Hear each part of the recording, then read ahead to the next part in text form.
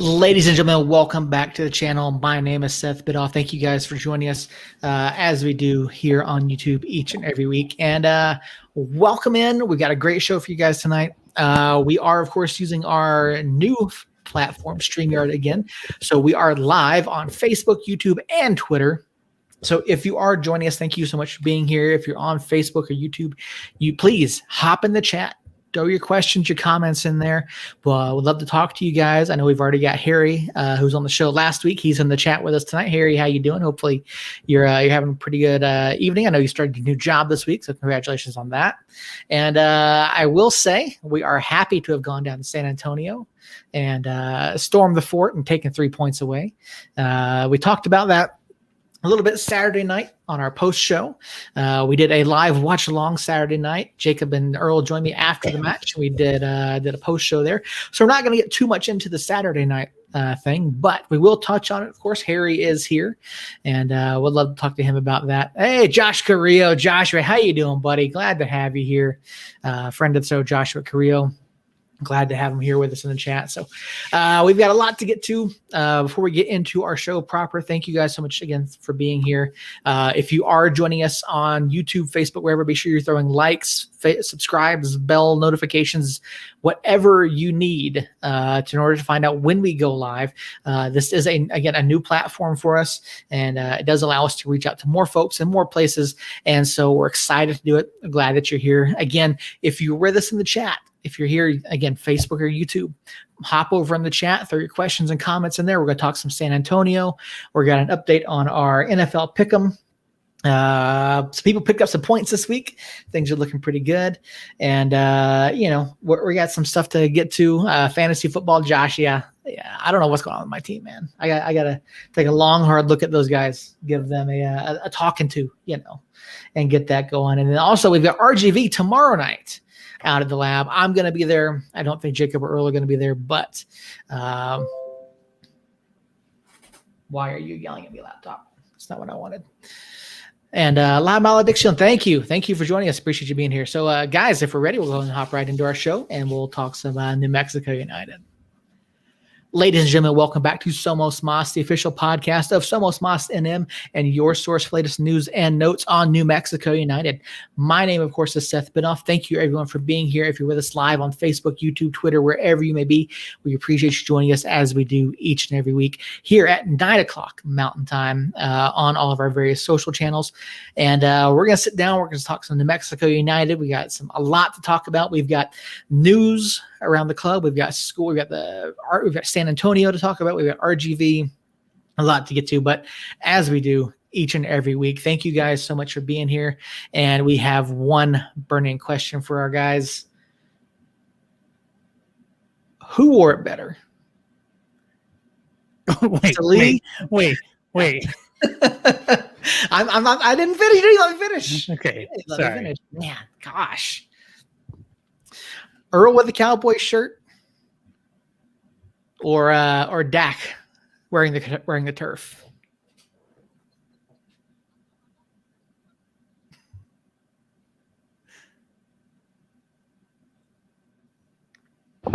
I'm out.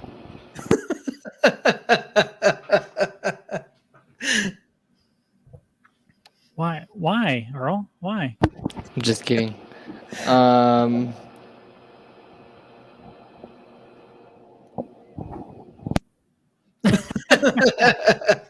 So if you can't quite hear what's going on, Earl is muting and unmuting himself. I think he's not too happy with that question, but it is what it is. Please tell me you have a better burning question than that. I did, but I felt like that just hit perfect for this moment. And we're talking about Dallas here, and Earl, correct me if I'm wrong, but I texted last night after the game. The game wasn't even over, and said, "Hey, you guys might be pretty good. You go toe to toe with the champs. You beat a team that just beat the Chiefs, and you beat them there, and then you guys just destroyed Philly." And do you remember what your response was? Yeah, there's a few responses. So, You text me last night. Maybe Dallas is good. I literally just said this text. My response to that was, and that was this morning because you text me after I went to sleep. It doesn't matter. It's not my fault. I put, or maybe the NFC is shit, which is true. But you beat an AFC team in there, so that doesn't work. I don't care. Bottom line, I think Dallas is probably hands down the best team in the NFC East, and actually look like they might compete and be frisky. But hey, kudos to you for wearing the shirt, even though you hate your own team and you hate your life. And yeah, that's brave and ballsy of you. I appreciate it. Here you go, Earl, just for you. Joshua Cree in the chat. NFC East is hot garbage. I don't think anyone can disagree with that. I don't disagree one bit at all. I think Dallas might not be hot garbage. I think they might be like a microwave dinner. But so here's how I see it. Yes, Dallas lost week 1 to the, like I just told you guys, to the greatest to ever play. Okay. And then, so I had some hope week 1. And then we barely, on a 54-yard field goal, maybe 52-yard field goal, a 50-plus yard field goal for sure against the Chargers. The Chargers are good, though. And then we turn around and we play the shit Eagles, which, yeah, we played good last night. Okay, cool. But once again, it's the shit Eagles. Josh and Creer, this prediction chat, division winner goes 9-8. I think the division winner in the NFC East goes 8-9. I think that's what happens because those teams are going to beat each other up, and no one's going to walk out of there with a winning record. If there's one way for a division to not have a winner, it'd probably be the NFC East. Dallas is going to choke it away in the early rounds. They always do. Have you not seen my point? AFC South. My point. So my point still stands on the record. When Dallas doesn't make the playoffs, I'll buy both of you guys a beer. Okay. Sounds good. They're going to make the play. You guys are. I will. You put me in this awkward position of having to defend the Dallas Cowboys, and I don't like it. It's weird. So don't defend them. But I legit think they're going to be good.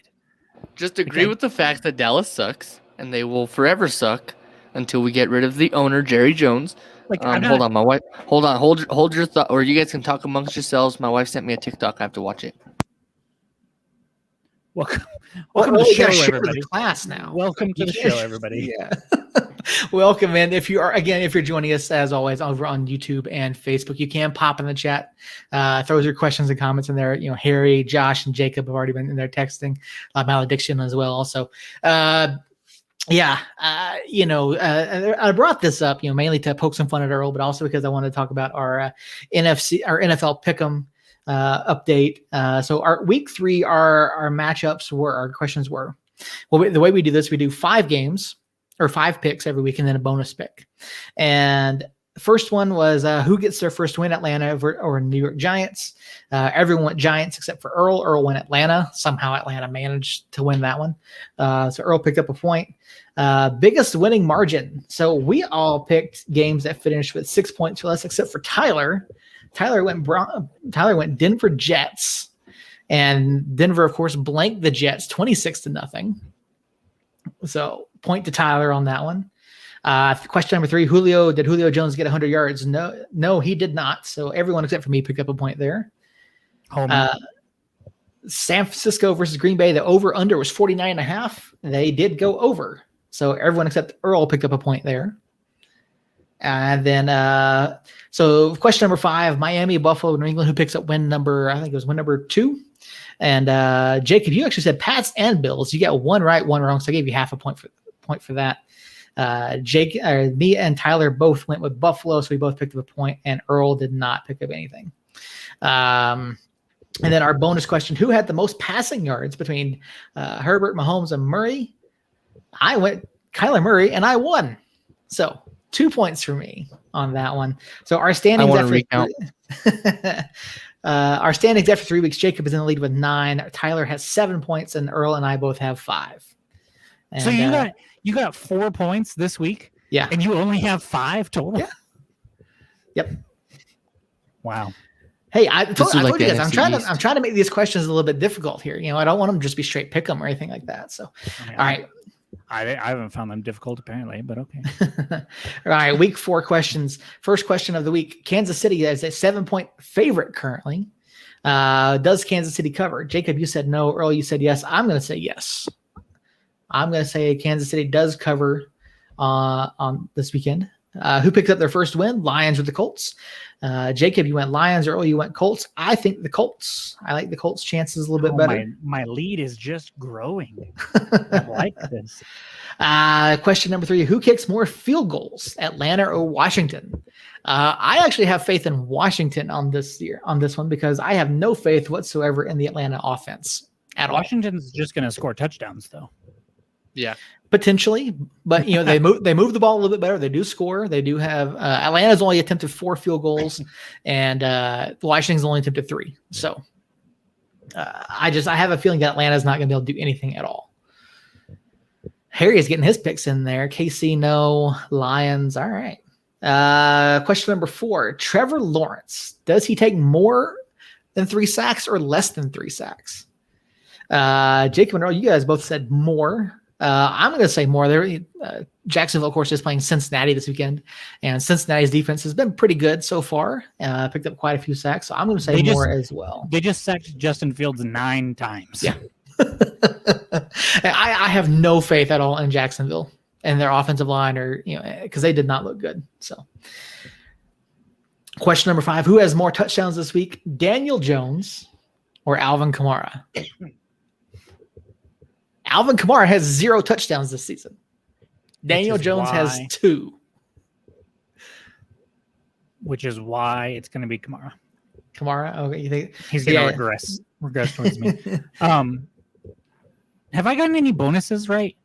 I don't feel like I have. Let me see. It would have been last week. You did. You got you got week 2.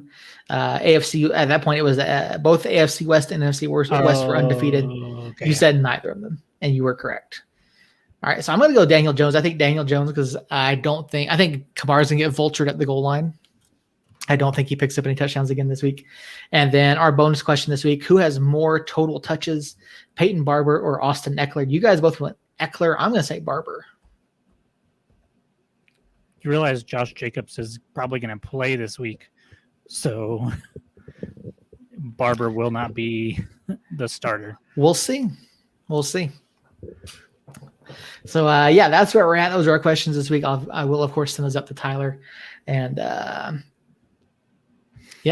Harry agrees with me on the Daniel Jones. All right, I like that. Yeah, you both are drunk. So that is quarterbacks are way more likely to score touchdowns. Assuming if you pick Daniel Jones, you get passing touchdowns, receiving touchdowns, and rushing touchdowns. Because the quarterback is the one player that touches the ball theoretically every snap. But it's the Giants. I know. That's why I picked Kamara still. Yeah. But I'm saying going with Jones isn't going out on a limb necessarily. It's just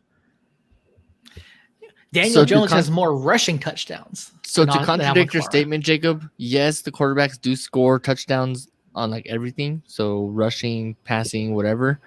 Unless your name is Justin Fields. That's a low blow, though. I think they had, one pass for 14 yards or something? But I can say that because I'm an Ohio State fan. Anybody can say that. Doesn't matter who you're a fan of. I can talk shit about Justin Fields and get away with it. It wasn't his fault, though. And not get punched in the mouth by a Bears fan because I'm an Ohio State fan. That Chicago O-line is like a sieve. They let everything through. And the coaches team is just shit. The coaches said, okay, Justin Fields, you're nothing like Andy Dalton, but we're going to have you run the exact offense of Andy Dalton. We're not going to have you run. We're not going to bootleg you at all. We're just going to want you to do 5-step drops and try to get the ball out. and it obviously failed miserably. So that was a low blow at Justin Fields, and I'm a huge Justin Fields fan, and I feel very attacked right now, and it wasn't his fault. So me and you are going to fight later. It's okay. You know who else was hanging their head this weekend? Yeah. Tom Brady. I was gonna say not the Braves. But I do have Tom Brady beating the shit out of the Patriots next week. Oh yeah, absolutely. Why? I don't think it's even a question. You've got Tom Brady going up, and that game's in New England, right? Yes, Yeah. sir. Yeah, I say Tom Brady is going back to Foxborough against a rookie quarterback. Yeah, Tampa Bay is not going to lose that game. He puts up at least four TDs.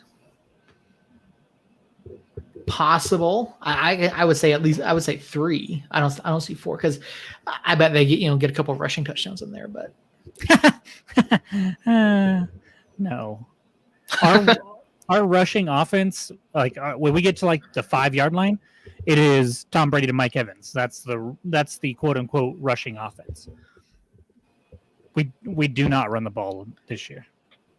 At least we haven't yet. yeah, no, it'll be. I mean, obviously they're gonna win that one. I don't see any way picking against Tampa Bay in that one. But if you want to, I mean, by all means, it's your money. But anyway, that is our NFL pick'em. Hopefully we get some more points this week. Tyler, if you're listening, I'll get you the questions tomorrow. So what was the standings again? You're in first with 9, Tyler's in second with yeah. 7, Yeah, and okay. Earl and I both have 5. So Okay. So who's ahead between me and you? You guys both have 5. yeah, both have 5. Nope. Who's ahead? Me, I'm a Braves fan. So What are you talking about? Actually, if you want to go that standing, let's see here. Speaking of baseball, the Cubs are not better than the Braves. Don't go there, Earl. Don't go there at all. but the Cardinals just clinched a wild card playoff position. wow, okay, wow. The Braves magic number is 3, so to clinch the division, not a wild card. So I don't want to hear it. You're also in like the worst division in baseball. So calm down, Seth. Let's just take a step back there. Hey, we lost our starting center fielder to a torn ACL, and we're below 500 at the All-Star break. We have had one of the best second halves I have ever seen. The Cardinals won 16 in a row.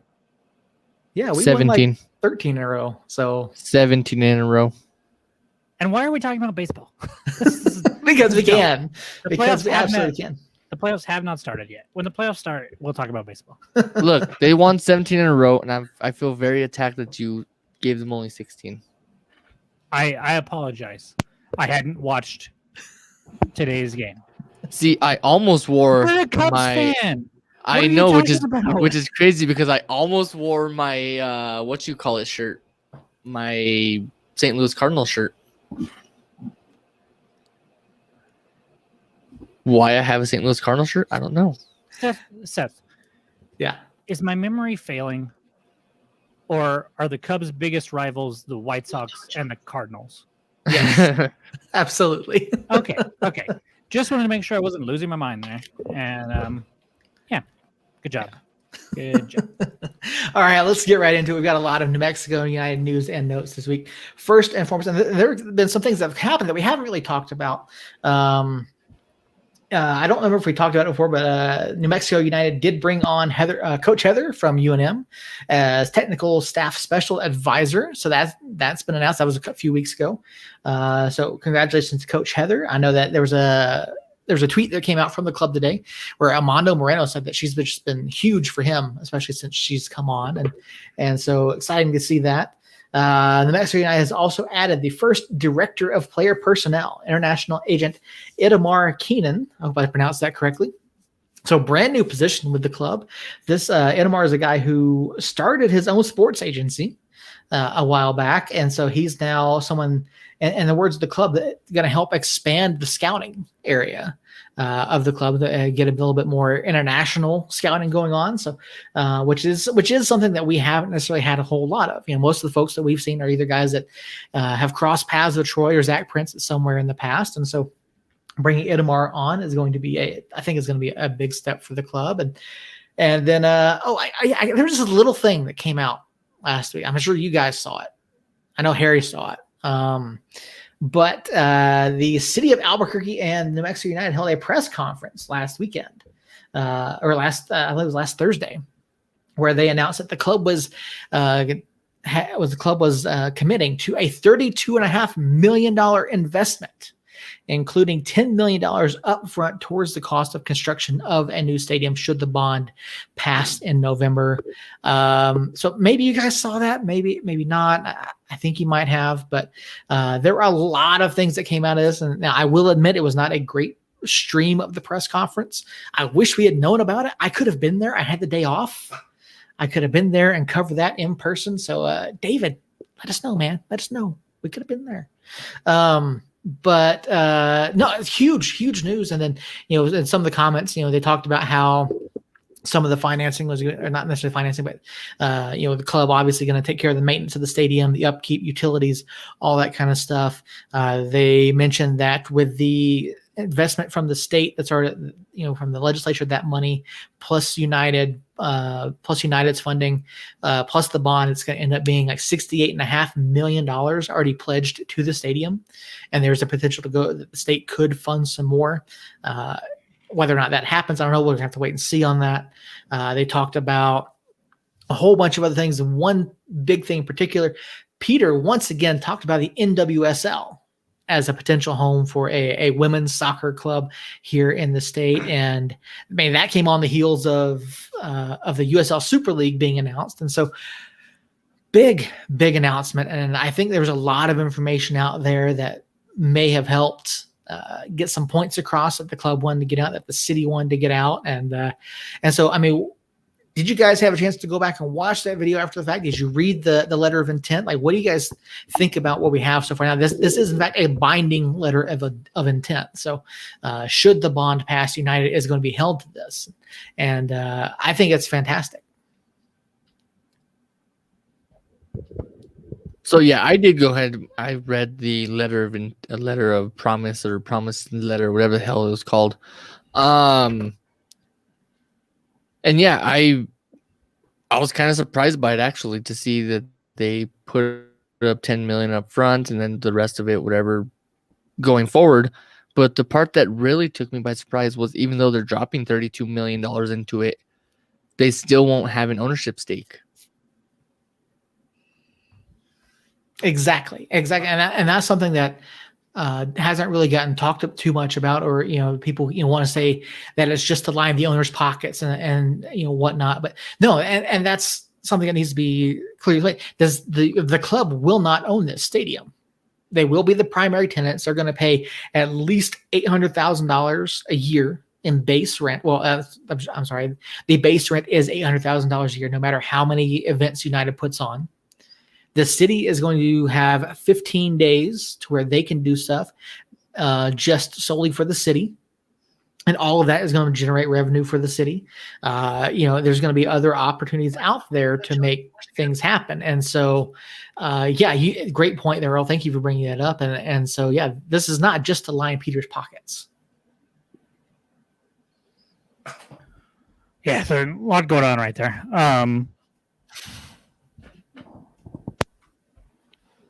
Coach Heather, I'm happy about that. This is going way back because you jumped to like 4 things there. Yeah. And I can't remember what the other thing was. Itamar. Yeah. I think that is going to be huge. I understand that Troy's been around this league a lot and has come across a lot of people. So signing people that he's come in contact with or had run-ins with is a very large list of names that we can pick from, but it's not everybody. So to broaden that with Itamar is going to be huge, whether it's overseas or just other players inside the USL and in MLS here. I think that's going to be big. And then the stadium thing, I couldn't watch the video. I tried, and it was just hard to hear, hard to follow along what was going on. So, but I did read the letter. To me, it was basically just summarizing most of what we already knew or I assumed. There were some tidbits like the United keeping up with the maintenance and stuff that most of the time when you're quote unquote renting, you don't have to do that. But United is doing whatever they can to make this palatable for the voters. And I think that it's working with the ones that are kind of sort of on the fence. The ones that we see all the time, the ones that are very active and have the say no to the stadium Facebook page and all that nonsense, they don't care about facts anyways, because if they cared about facts, they would actually post facts and look into this stuff.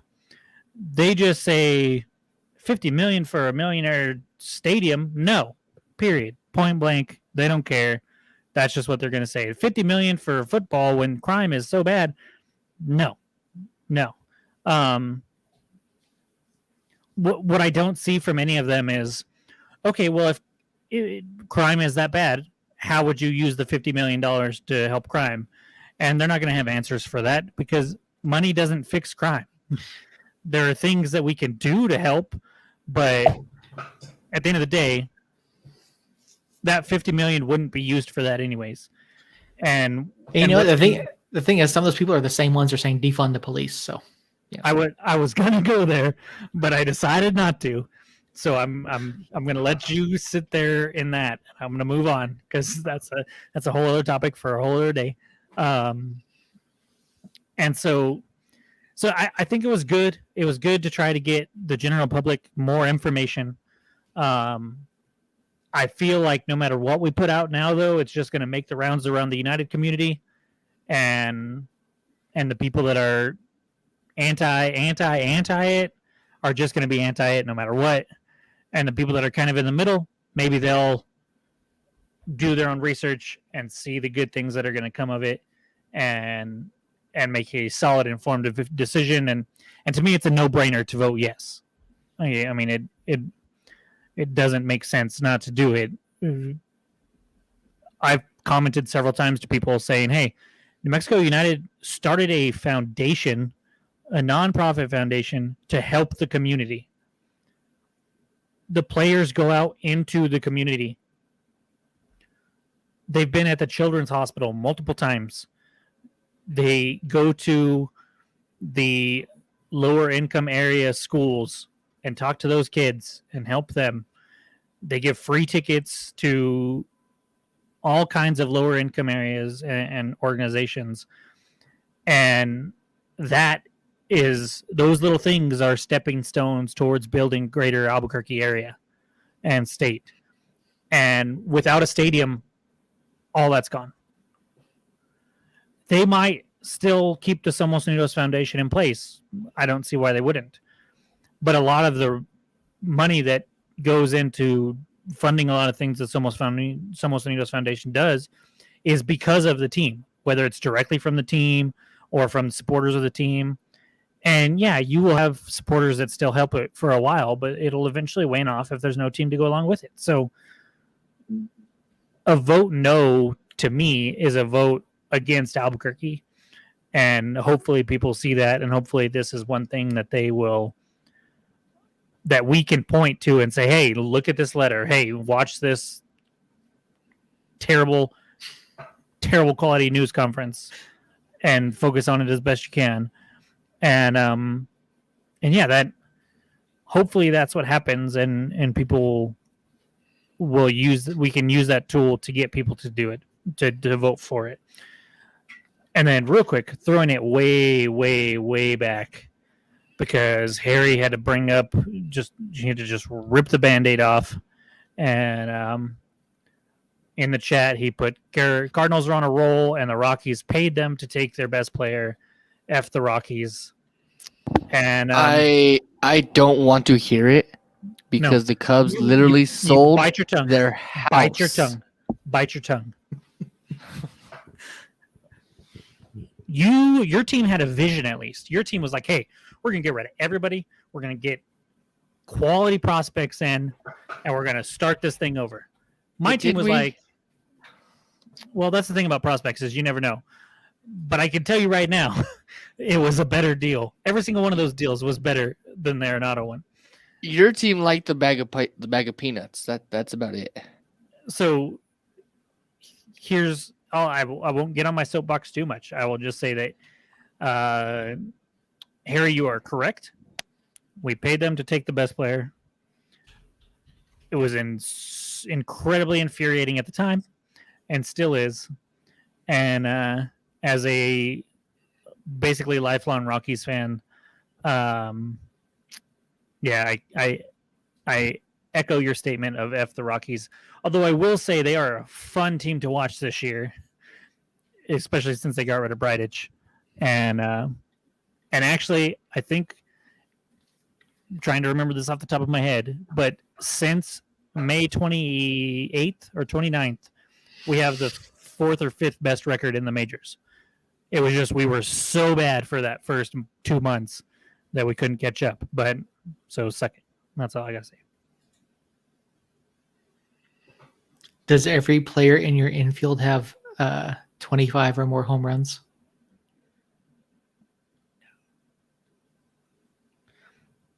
Seth, I like the Braves.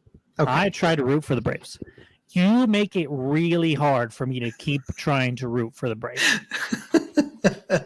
You make me want to not root for them, and I don't like that position. Okay. All right. I'll stop. So I'll back which off. one? What don't you like rooting for, or what don't you like more? Rooting for the Braves, or rooting against the Braves, or rooting for the Cowboys? I never said anything about rooting for the Cowboys. I was defending the fact that I think the Cowboys are going to be good, and that's a shitty position to be in. But I will never root for the Cowboys. Yeah, I think we can all agree there. No one should ever root for the Cowboys. But Sorry, Tyler.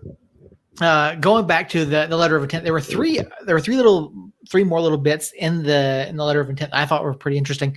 One was at the very bottom. The team will be responsible for any and all costs incurred by the city for municipal services, police, fire, etc., provided for all facility events. So not only is United paying for the upkeep, the utilities, all that, because they're also paying for all the off-duty working, all the off-duty paramedics, firefighters, police officers, security guards, all that kind of stuff. United is going to be paying for all that. They're not off duty; they get paid overtime. So, okay. Well, yeah, whether it's whatever that case may be. So United's footing the bill for that. Which makes it even more impressive because usually there's like 6 paramedics or EMS firefighters each game, roughly, that I've seen, that I know of. One of them is my cousin's husband, who I used to see at the games all the time. I haven't seen him this year, but I know that overtime for that is not cheap. So United footing the bill for that, that's nothing. That's not chump change. I mean, that's a pretty penny, and that's just the EMS ones. There's probably a dozen officers at least too. So probably, yeah. So yeah, that's kind of a big deal there. I read that, but it didn't click in my head. Yeah. Another part was the parties shall agree to a standalone non-relocation agreement that shall guarantee that the team shall play its home games at the facility and prohibit the team from initiating a permanent relocation of the team during the term of the lease and development agreement. So what this means is that the bond is for 25 years, right? $2 million a year, 25 years. New Mexico United cannot relocate. New Mexico United cannot move. They are on the hook for this for 25 years. And if for some reason the club folds, they're still on the hook for it. United will still be paying money into it, even if that happens. Now, obviously, that's worst case scenario there. But so yeah, United is in this for the long haul. This isn't like, okay, we're going to build a stadium and leave in 10 years. Like this is a binding agreement. They are here for the duration of that. Yeah, I can see where that's news to an extent. I always assumed that if we got the stadium, we were just going to be there. So it's nice to have that in writing. The Rams. But the Rams aren't a community-built soccer team. Well, no, in New Mexico. no. They're not. But they got funds for a stadium. They built a stadium, and then they left. I get that. Yeah. But it's just a completely different situation than New Mexico United to me. So yeah, I like I said, I like to have it in writing there, but it's not a, oh my goodness, I can't believe that type thing. That's so cool to me. It's like, okay, yeah, it's in writing now. Didn't expect it to change at all anyways. Yeah. Well, no, I mean, I don't think any of us expect, at least those of us who are supporters would have expected the club to come in, sign it, and then leave. I don't think any of us would have expected that. But there are some folks that that have made comments to that effect. What if the club leaves? What if they fold? Things like that. And this is going to help protect against that. Holding the club financially liable and securing them here for the life of those bonds, which I think is a big step. And then the last small thing. The team shall use its best efforts to bring a women's soccer team to Albuquerque within 3 years of completion of the project to play within the facility. I mean, we've known for a while that Peter wants a women's club. We've known this. We've talked about it. And to see that, in writing, I think that's a big deal, and now that we have the USL Super League, we've got Peter talking a lot about NWSL.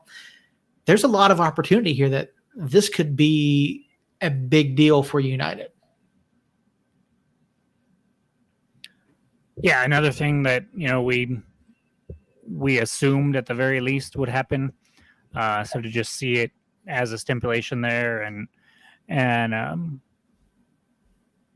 know that if we get the stadium, it's going to happen for sure. Even if you assume or you think it's going to happen no matter what, things could always change. But to make it part of the package there, I mean, like I said, all of this is the whole thing was basically just laying out 90% of what we already knew as fans and trying to put it in a public place for others that are on the fence or against it to see. So, yeah, I love it. I'm happy about it.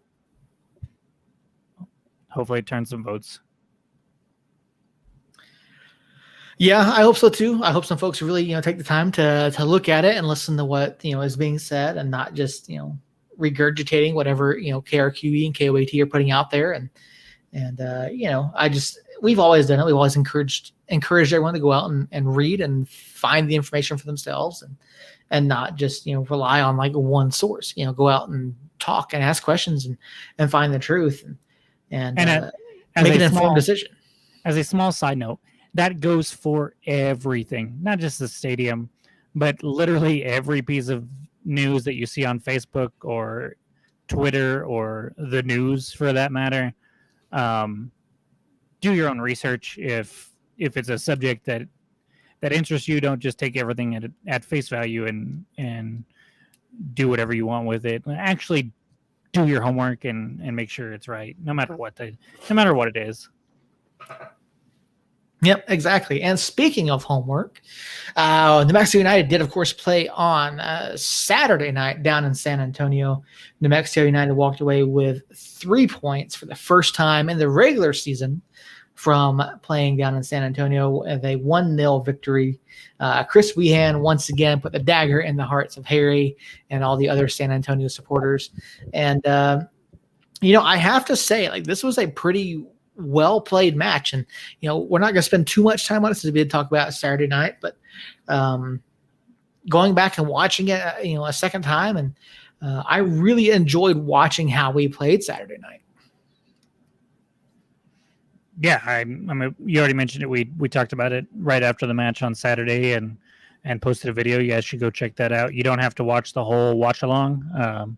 I think it is one post on YouTube though, so you have to fast forward to the end. But if you fast forward to the end, you get to see mine and Earl's beautiful faces talk about the match and what we saw, And if you want to watch 3.5 hours of Seth's beautiful face, then you can do that as well. But don't do that, Seth. Don't do that.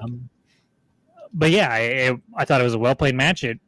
We saw Rivas in there. Guzman wasn't even in the 18, which is basically last Tuesday when we had Harry on. I said that's what I thought would happen, and if that happened, I thought we would get the win, and it didn't come exactly how I thought it would in a scenario, but we got the goal and able to keep the clean sheet. Much to Earl's chagrin. I've never seen somebody hate their own goalkeeper as much as Earl does, Tim Buckness. But hey, one thing. Hey! I had nothing bad to say about Tim Backus. Yeah, because you're afraid of Casey Gasson coming in. Actually, I'm not. Casey's one of my best friends, so yeah, that means he would hit you. And I thought I was your best friend, but I'll let that slide. Well, anyways, if my wife's listening, my wife's my best friend, just to clear that air. We all know Alex doesn't listen, so. Actually, no, she's texting me right now. I'm sure she does. I'm sure she does. One thing, though, going back to Saturday real quick, that goal, there are so many people that you can give credit to on that. It was beautiful build-up from our final third all the way to when Wehan put it in. Dev makes a fantastic run and pulls their left back out of position and opens up that space for Wehan to exploit. I believe it's now I can't remember, but there is a man on the far side for us that occupies that defender over there, and it just kind of lack of communication by San Antonio there. And Wehan comes flying out of nowhere into the open space. Moreno gets kind of lucky with a little deflection there. Otherwise, I think it's not the best pass. Just my simple geometry-laden brain that says when it hit that defender, it might not have been great, but it does hit the defender, and it ends up in open space, and Cardoni's kind of in no man's land, and Devin's occupying one defender, and I mean it was just a beautiful play. And then Wehan does what he does and knows how to finish it. Goes right over Cardoni's left shoulder and into the back of the net, and I hope to see more of that going forward. Yeah, you talked about the run that Dev made, and that's something I pointed out in my recap for the radio station was that run. And so I went back and I watched that like little 30-second clip, the run up and then the goal itself. And like, you could just see it develop on the field. I'm like, oh man, like where, like, that's what you want to see. That's what we expect, to see from guys like Moreno and Wehan, making those runs and pulling guys out of space. But to see Dev make that kind of run, and then see the follow up and the recognition from both Wehan and Amando to make that play, like it's just fantastically done. And I've got it running over here on my other screen, and yeah, like there's acres of space there in between the two center backs, and so great run of play, nice little goal. We had a couple of the opportunities throughout the match, and yeah, it's just fun to see. It's fun to see the guys and, getting out there and playing tough. And against a team like San Antonio, who's been on somewhat of a roll lately, I know, Earl, you and I were both kind of leaning more towards the negative side of this. And, I said the other day, like, I wanted to be proven wrong. I wanted to be wrong about my prediction. And so I'm glad that I was. And so Earl, looking at it and how the guys played, were you surprised by how they did, or was this something that you kind of knew was there and were just kind of waiting to see it? So I'm going to be honest. I think we've all decided that I know nothing about soccer, and I'm kind of glad I don't. And if we're going to be 100% honest, I know nothing about sports, especially when the Cowboys suck. I don't remember what my prediction was last week. I almost don't even want to know what my prediction was last week. Pretty sure it was a draw. Yeah, you predicted a draw. Because you were draw, Seth was loss, I was win. So I was close to what I predicted.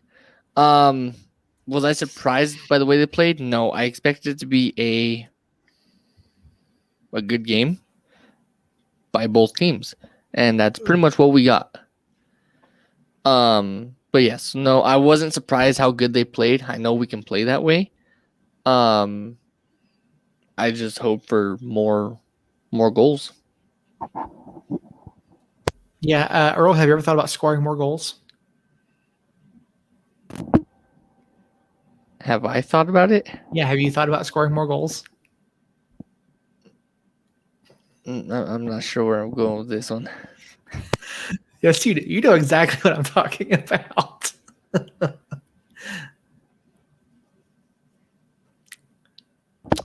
Oh, now I know. I got no comment.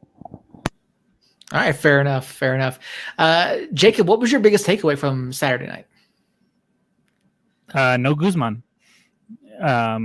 It was. We talked about it when they played Colorado Springs and how they started. Technically the team sheet had Rivas up top, but really quickly after the match started, you see Rivas drop into a center attacking mid, pivot. I don't know what you want to call him. He kind of did a little bit of everything there, but you saw that and how well it worked. And then of course we go and we play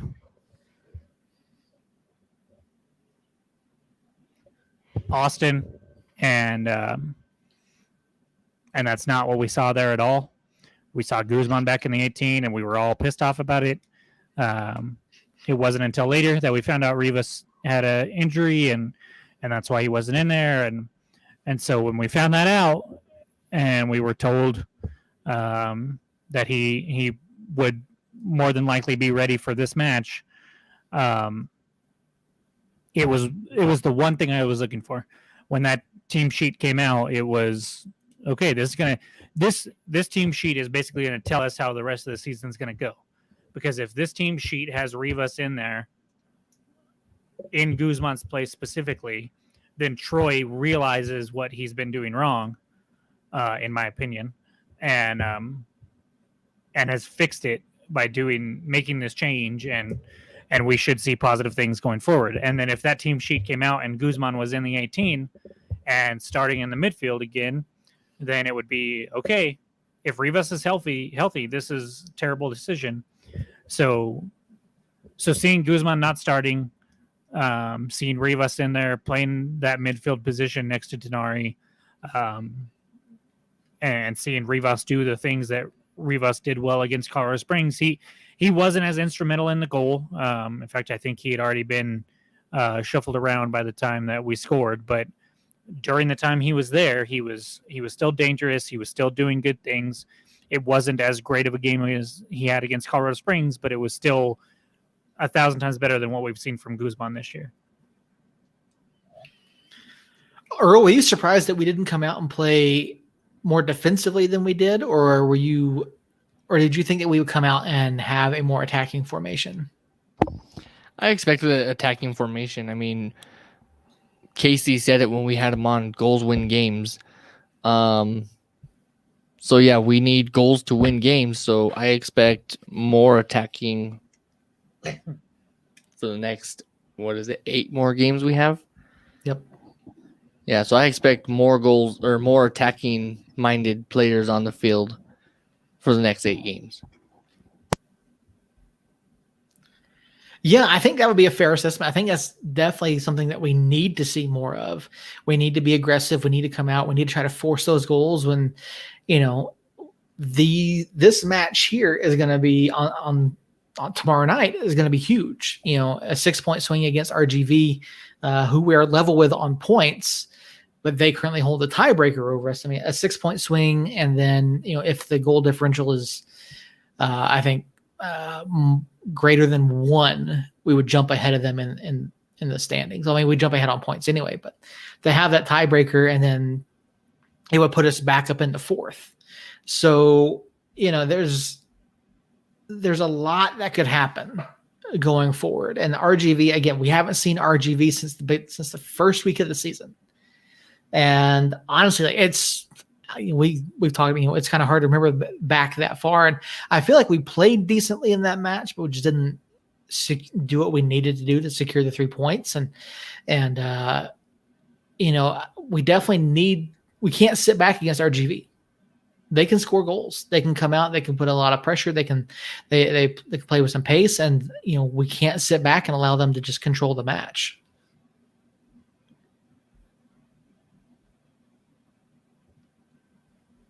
Was there a question there? Did I miss something? No, I just moved right on to Okay. the RGV. Right. Yeah. That was smooth. It was so smooth that I got lost.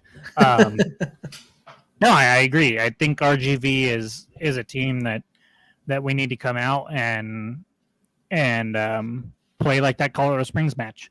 I think the lineup and the tactics used in that Colorado Springs match threw all of us fans off guard, because we haven't done that all year, and then we go against the team that has scored against us very well and was the best scoring team in the league, and we come out on the offensive and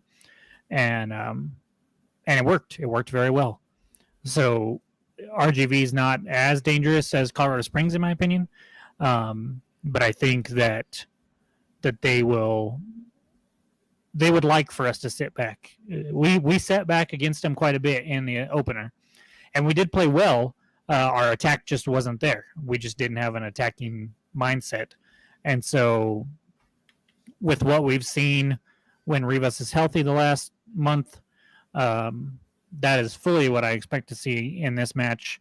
And, I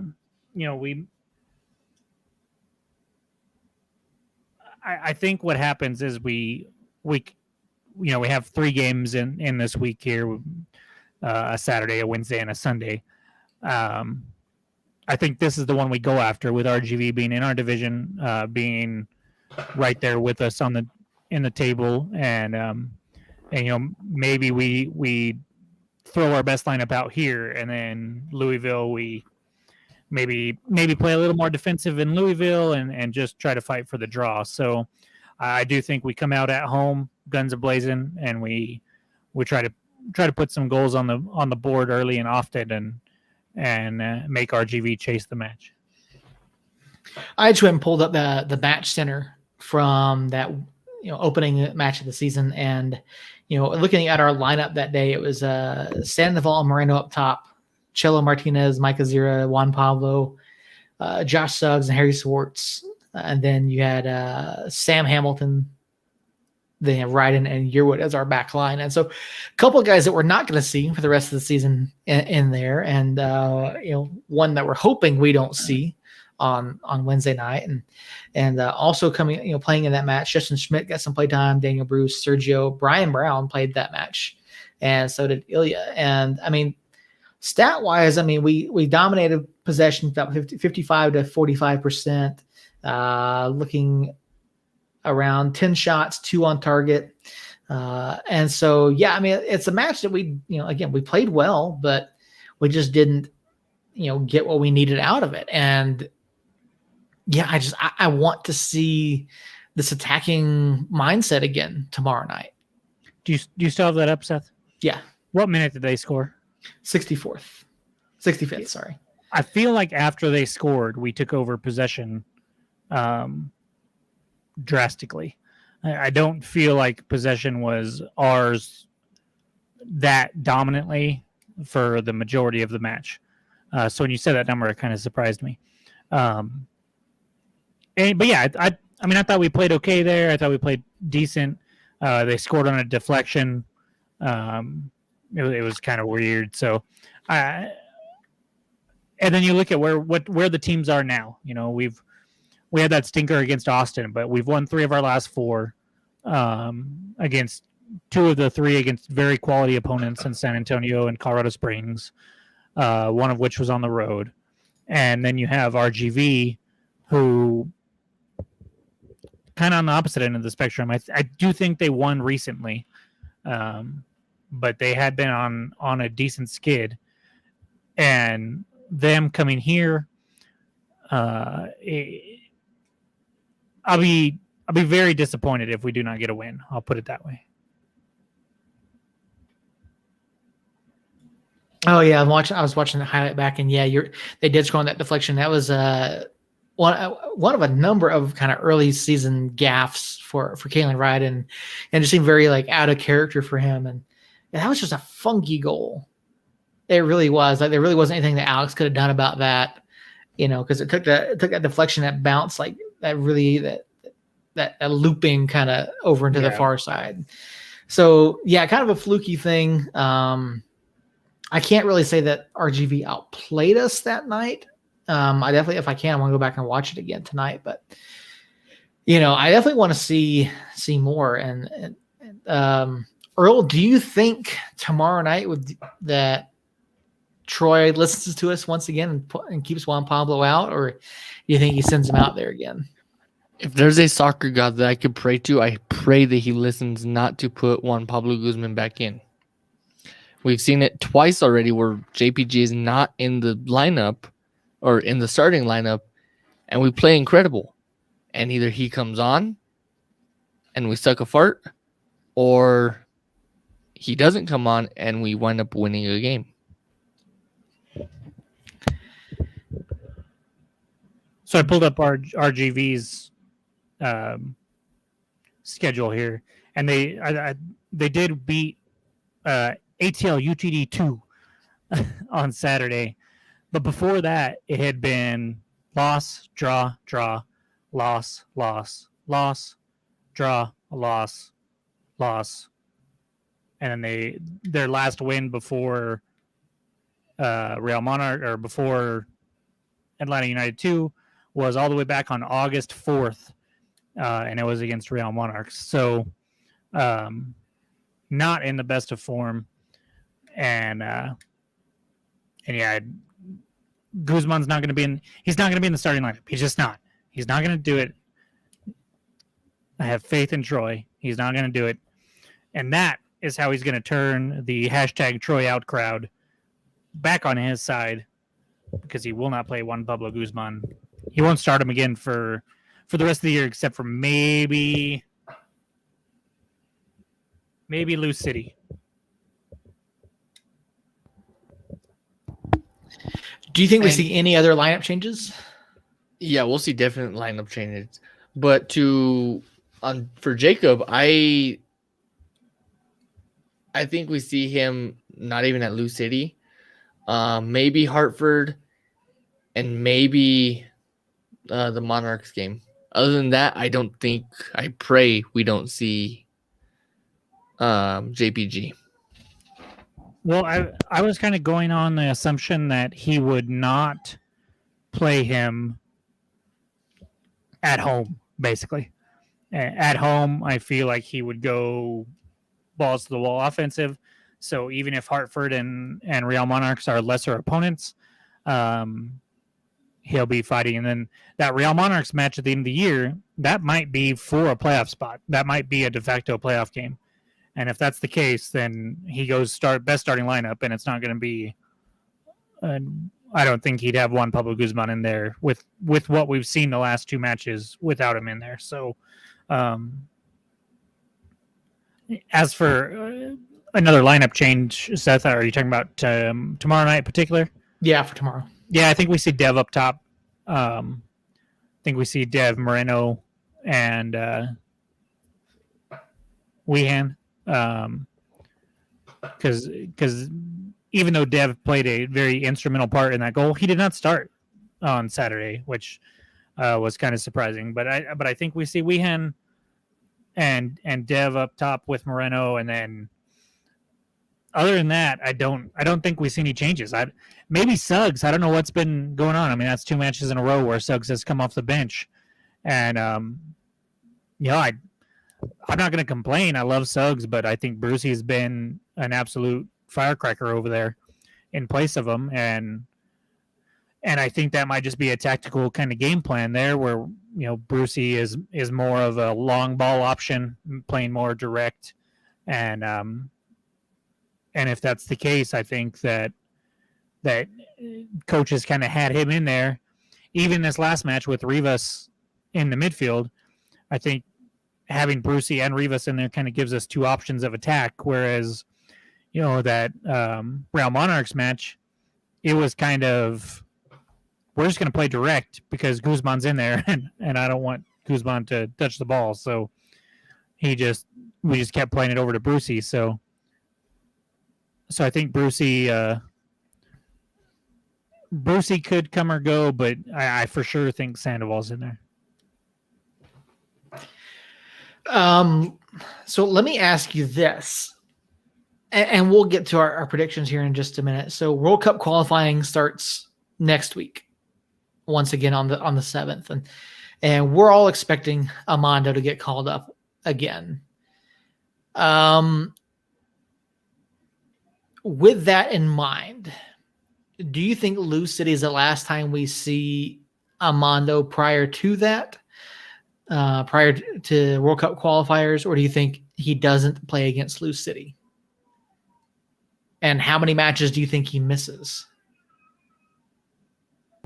So it depends. If we don't come out with, if we don't come out with 6 points by Lou City, so if we don't win both the RGV, wait. I'm fucking lost. It's just RGV and Lou City. You're looking at the same poster I am, and it has the RGV game before San Antonio because it got rescheduled. So it's RGV Wednesday and then in Lou City Sunday. Okay, that's right. Okay. So if we don't beat RGV, then we see Mondo on Sunday. If we lose to RGV, or if we draw RGV, I don't think we see Mondo Sunday. Okay. So a win or a draw, we don't see Mondo. A loss, and we do. I think he plays Sunday, for sure. And then after that, I don't know. I mean, it's usually, what did we lose him for last time for World Cup qualifying? Like 2.5 weeks, something like that. So the next round of World Cup qualifiers, there are El Salvador has matches on October 7th, 10th, and 13th. So that means we probably don't have him for Hartford. We definitely don't have him for RGV. We probably don't have him for San Diego.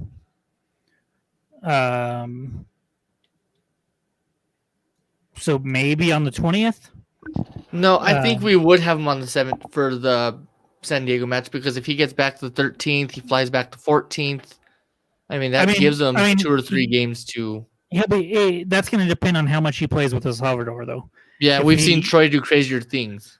If he plays a lot of minutes, especially if on the 13th he plays the whole match, then I wouldn't expect to see him Sunday at San Diego, especially it being on the road.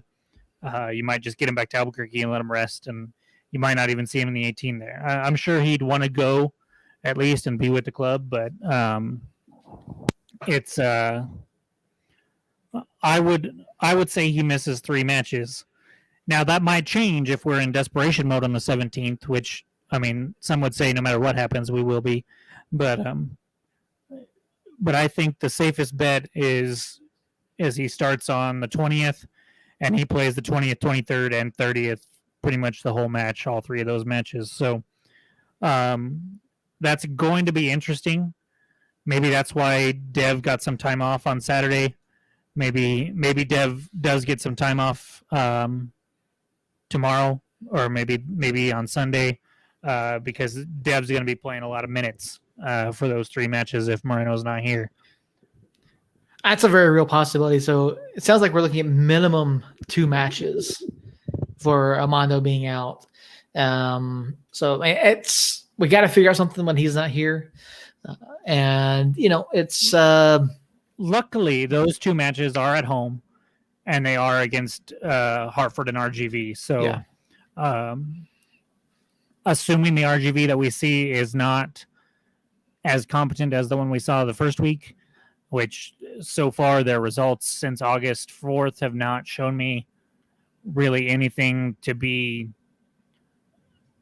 not. I'm concerned. Obviously, they're a quality club, but it's not like it's a Phoenix or an El Paso or even a San Antonio or Colorado Springs. They're a team that's equal to us, and us playing them at home should give us a small leg up, even without Moreno there. All right. Well, there you have it, folks. We said we were going to keep this episode a little bit shorter this week because we did talk Saturday night. So let's go around the table. Let's get our score predictions for tomorrow night with RGV coming to town. Earl.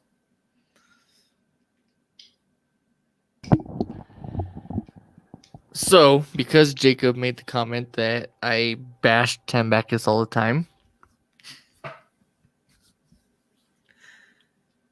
3-0.